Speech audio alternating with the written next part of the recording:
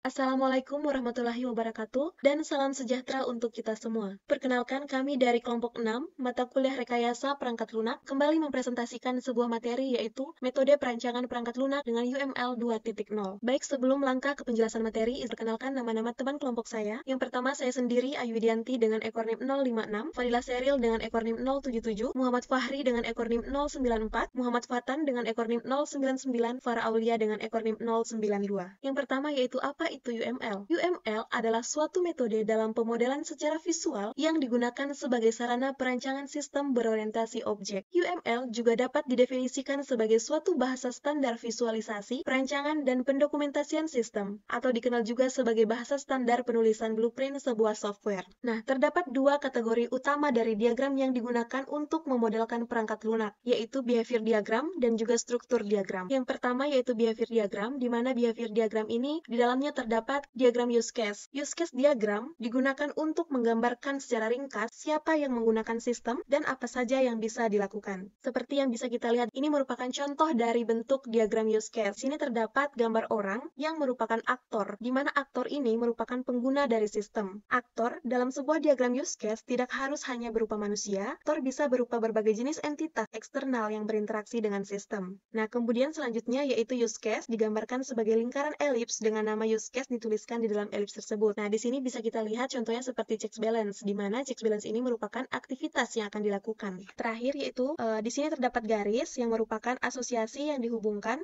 yang digunakan untuk menghubungkan aktor dengan use case atau dari elips-elips tersebut. Baik, selanjutnya yang dijelaskan oleh rekan saya. Saya akan menjelaskan tentang activity diagram. Activity diagram ini merupakan sebuah diagram yang dapat memodelkan berbagai proses yang terjadi pada sistem, seperti layaknya runtutan proses yang berjalannya suatu sistem dan digambarkan secara vertikal. Saya akan menjelaskan simbol-simbol pada activity diagram ini. Simbol pertama itu ada balok, digunakan untuk menggambarkan aktivitas atau tindakan yang terjadi dalam alur kerja. Terus ada simbol belah ketupat, yang berarti simbol ini yaitu kondisi dalam alur kerja. Terus ada garis tebal, yang berarti menggambarkan tindakan khusus atau aktivitas yang berbeda dari aktivitas reguler dalam diagram. Terus ada satu simbol berbentuk dokumen yang menggambarkan dokumen atau data dalam alur kerja. Ada manipulasi atau pengolahan data yang terjadi dalam aktivitas tersebut. Terus ada simbol garis putus-putus yang berarti dapat digunakan untuk berbagai makna tergantung pada tujuan dari diagram itu. Makna yang pertama itu tidak aktif atau non-interface. Terus yang kedua ada itu ketergantungan lintas. Yang ketiga pemisah atau pembatas. Yang keempat itu ada aliran logika alternatif.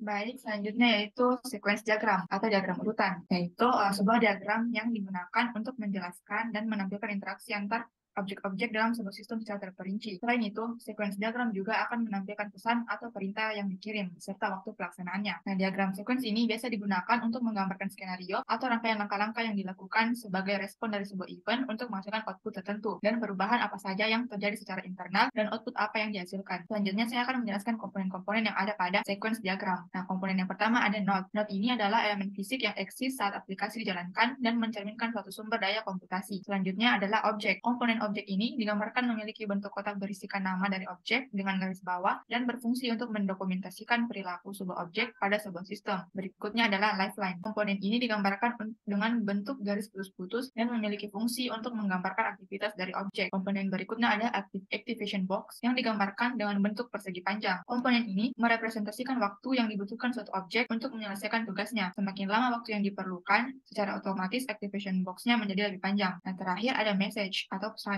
Komponen ini untuk menggambarkan komunikasi antar objek. Message biasanya muncul berurutan pada lifeline dan direpresentasikan dengan anak panah. Selanjutnya akan dijelaskan oleh teman saya. Selanjutnya ialah diagram state machine. Diagram state machine sendiri merupakan alat yang digunakan dalam rekayasa perangkat lunak dan desain sistem untuk menggambarkan bagaimana sebuah sistem berpindah dari satu keadaan ke keadaan lainnya dalam respons terhadap peristiwa atau event tertentu. State machine diagram juga membantu dalam komunikasi dan pemahaman yang efektif tentang perilaku sistem dan dapat digunakan sebagai dasar untuk pengembangan perangkat lunak, perancangan sistem kontrol, pemodelan alur kerja, dan banyak aplikasi lainnya. Selanjutnya ialah komponen-komponen yang ada di dalam state machine diagram. Yang pertama ialah titik awal atau start. Ini digunakan untuk menggambarkan awal dari kejadian dalam suatu diagram state chart. Yang kedua ialah state. Dalam diagram keadaan sebagai bentuk persegi panjang dan dengan label di dalamnya. Ini mewakili keadaan atau status entitas atau objek dalam sistem. Selanjutnya ialah event. Event adalah peristiwa atau tindakan yang memicu transisi. Selanjutnya ialah transition atau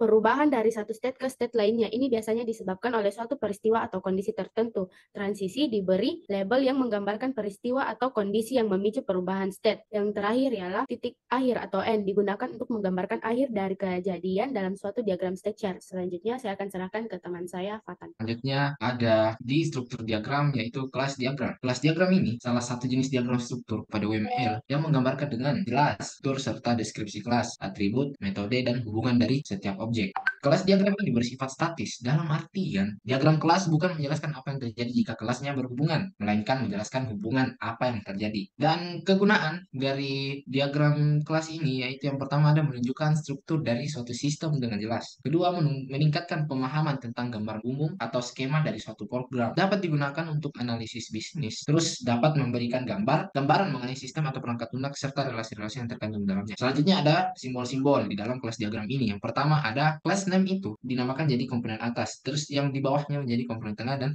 yang di terakhir method type itu dinamakan komponen bawah. Selanjutnya adalah garis antar table itu dinamakan hubungan antar kelas yang bisa kita sebut juga asosiasi, namun dia bersifat statis. Selanjutnya yaitu ada agregasi. Salah satu kelas merupakan bagian dari kelas lain, tapi dua kelas ini dapat berdiri masing-masing. Selanjutnya ada pewarisan. Seperti yang kita lihat di garis panah yang menunjukkan ke interface itu warisan dari interface. Selanjutnya, komponen diagram. Komponen diagram ini berfungsi untuk menggambarkan software pada suatu sistem. Komponen diagram merupakan penerapan pada piranti lunak atau software dari satu kelas maupun lebih, dan biasanya berupa file, data, source code, X, table, dokumen, dan sebagainya. Kita masuk ke simbolnya. Simbol yang pertama yaitu komponen. Komponen itu kita bisa lihat yang di dalam kata modul itu. Selanjutnya ada simbol garis panah, itu namanya dependensi. Simbol yang menggambarkan sebuah ketergantungan antar komponen, satu komponen dengan yang lainnya. Arah panah dalam simbol tersebut diarahkan pada komponen yang digunakan. Jadi itu tadi komponen diagram. Terima kasih.